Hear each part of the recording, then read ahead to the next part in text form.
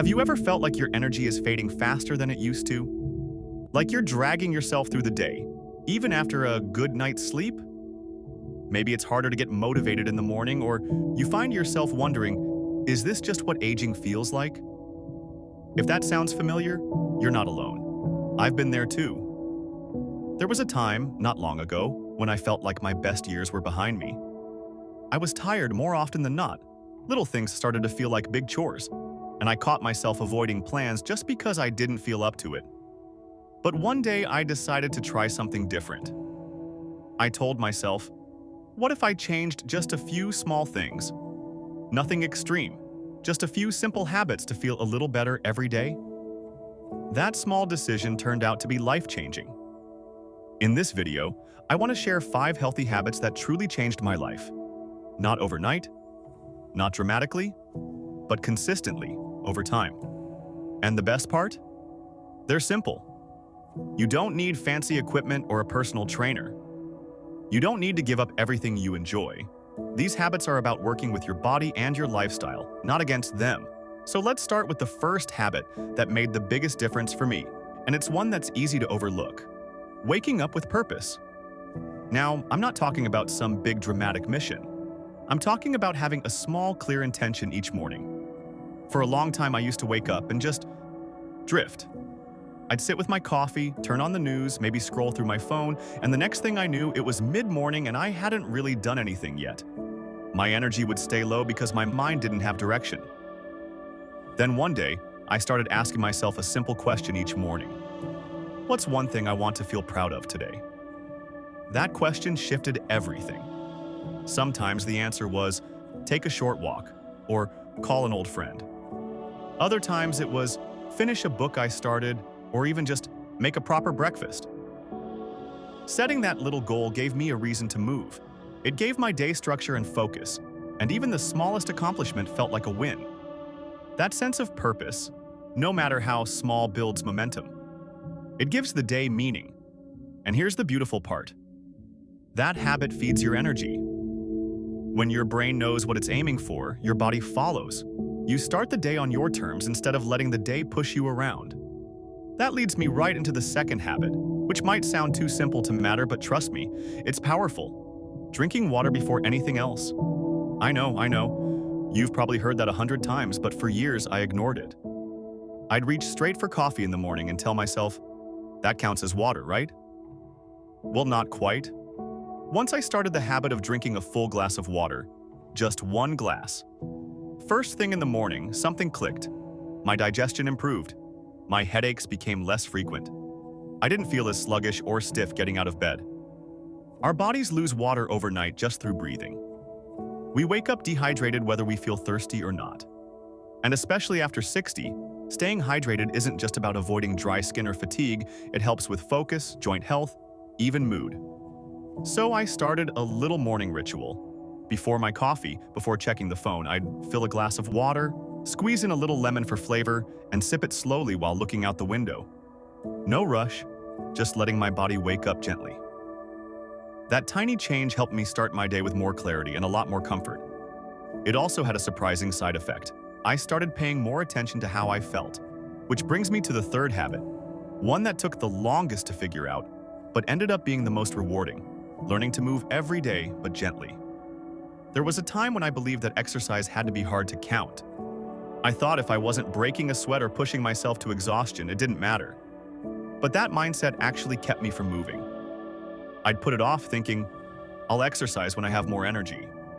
But of course, the energy never came. Everything changed when I shifted my thinking. I asked myself, what if movement didn't need to be a workout? What if it could be something I actually enjoyed, something kind to my body? So I started with stretching. Just 5 minutes each morning. I'd roll my shoulders, move my neck gently side to side, reach for the sky, touch my toes. Well, try to touch my toes. Some days I'd take a slow walk down the block, even if it was just to admire the neighbor's flowers. Other days I'd dance in the living room to an old favorite song. No schedule, no pressure. Just moving because it felt good. And you know what? My joints stopped aching as much. I felt steadier on my feet. I didn't dread stairs as much. My balance improved. And something else happened too. I started to feel more connected to my body again. Like we were on the same team. This kind of gentle, joyful movement sends a message to your body. You're still here. You're still capable. Let's keep going. And over time, that message sinks in, not just physically, but mentally and emotionally too. Now that we've talked about waking up with purpose, staying hydrated, and the power of gentle daily movement, let's move on to a habit that surprised me with how deeply it affected not just my health, but my happiness. It was surprising, really, how something so simple could shift my entire mood. This next habit crept up on me in the best way. I didn't realize how much I needed it until I started doing it regularly. It's the habit of spending time in quiet without distractions, without noise, just stillness. Now let me be honest. At first, it felt strange.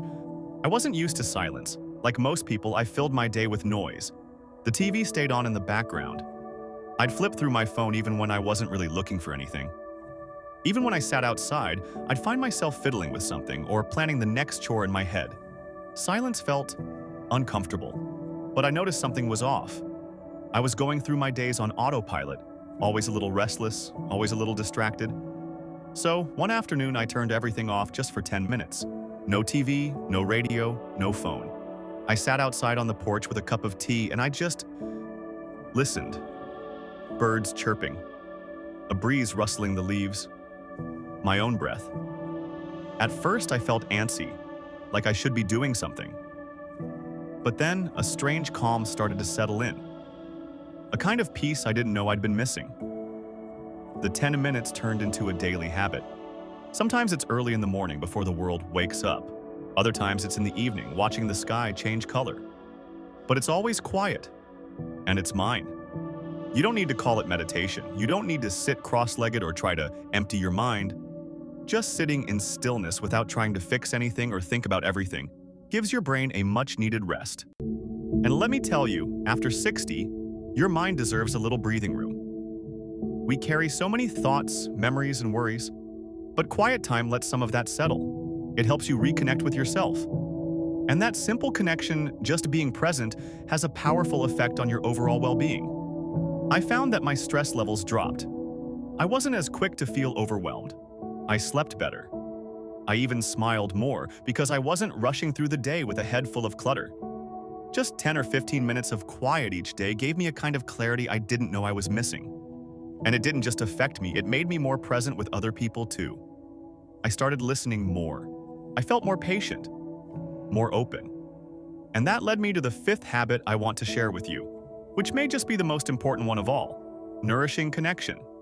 Now, when people hear connection, they often think it means being surrounded by others or having a busy social calendar. But that's not what I'm talking about. I'm talking about real connection, the kind that feeds your soul, not drains your energy. There was a time when I believed that growing older meant slowly becoming invisible. Friends moved away, some passed on, family got busy, and I started to shrink into myself a little. I convinced myself it was just the way things were. But deep down, I missed real conversations. I missed being seen, heard, and valued. And so I made a quiet decision. I would start reaching out again, but this time, with intention. Instead of waiting for someone to call, I picked up the phone. I wrote short letters to old friends just to say hello. I started chatting with the woman at the market instead of rushing through the line. I joined a small group at the library not because I needed more to do, but because I missed being around people who shared my interests. These small acts of connection brought so much light into my life. One of the most healing things I did was start having little gratitude chats with a neighbor. Once a week, we'd sit down with a cup of coffee and share one thing we were thankful for that week. That's it. Nothing deep or dramatic. Just small joys. A flower blooming in the yard. A kind word from a stranger. A recipe that turned out right. It became the highlight of my week. And what I learned was this: connection doesn't have to be constant or loud or even social in the traditional sense. Sometimes it's about simply being open. Open to kindness. Open to giving and receiving attention. Open to sharing a smile. And most importantly, open to being known. Because no matter our age, we never lose the need to feel seen. To feel like we matter. And when we nurture those meaningful connections, we strengthen not just our hearts, but our health too. Studies even show that real human connection supports brain health, reduces stress, and boosts our immune system. But beyond all that science, it just feels good. So there you have it. Quiet time for yourself. Real connection with others. These two habits go hand in hand. One centers you, and the other lifts you. Together, they've brought more peace, more laughter, and more life into my everyday. Next, we'll talk about a powerful shift that tied everything together and helped me stick with these habits without guilt or pressure. It's something I wish I'd learned years ago. I wish I could say I embraced all these habits easily from the start. But the truth is, change takes time. And that brings me to the final shift that truly transformed my life. It wasn't another habit like drinking water or getting more movement. It was deeper than that. It was changing the way I talk to myself. Now, this one took some time to understand. For years, I was my own worst critic. If I skipped a walk, I'd say, "There you go again, lazy." If I forgot to drink water, I'd mumble, "You know better than this." I'd look in the mirror and focus only on the wrinkles, the sagging, the things that had changed.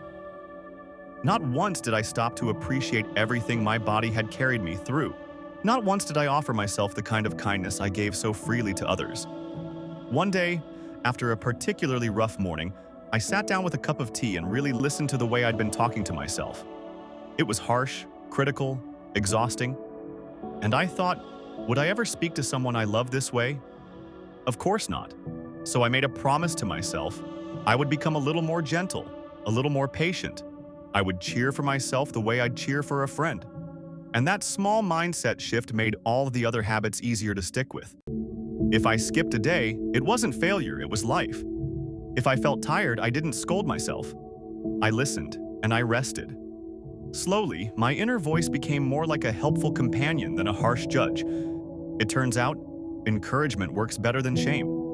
You don't need to be perfect, you just need to be consistent enough. And with each kind word, each gentle nudge, I started showing up for myself in a new way. You see, health isn't about chasing youth. It's about honoring where you are and doing what you can with love and respect for yourself. When you shift your mindset from punishment to partnership, you begin to see your habits not as chores but as acts of self-care. You start to celebrate the small wins instead of focusing on the setbacks. And that more than anything is what keeps you going. Now, I won't pretend I have it all figured out. Some days I still slip into old patterns. I still forget my water or skip my stretching. I still get grumpy or tired or feel a little lost. But I always come back to these 5 habits because they remind me that I can feel better, even in small ways. And they've shown me that it's never too late to take care of yourself. Never too late to change. Never too late to start again. So if you're watching this and thinking, I don't know if I can do all that, let me tell you, yes, you can.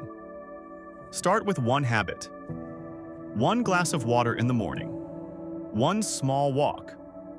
1 quiet moment. That's enough. Let it build naturally. You don't need to rush. You don't need to be perfect. Just keep showing up for yourself. Because the truth is, your health doesn't depend on grand resolutions. It's shaped by the little things you do every day, the way you treat your body, the way you speak to your heart, the way you choose to live with intention, even in the smallest choices. So, let me ask you, what's one habit you can begin today, right now, that your future self will thank you for? I'd love to hear your thoughts. What healthy habits have helped you feel better, stronger, or more at peace? Share them in the comments below. We're all learning from each other here. And if this video spoke to you, if it gave you even a little encouragement, please give it a thumbs up and consider subscribing to the channel. We have so many more gentle, powerful ideas coming your way, all focused on helping you live well, feel good, and stay strong after 60. Remember, small steps add up. And you, my friend, are worth every bit of the care and love you give to yourself. Here's to living your best life at any age, and to discovering just how strong, vibrant, and wise you truly are. Take good care of yourself. You've got this.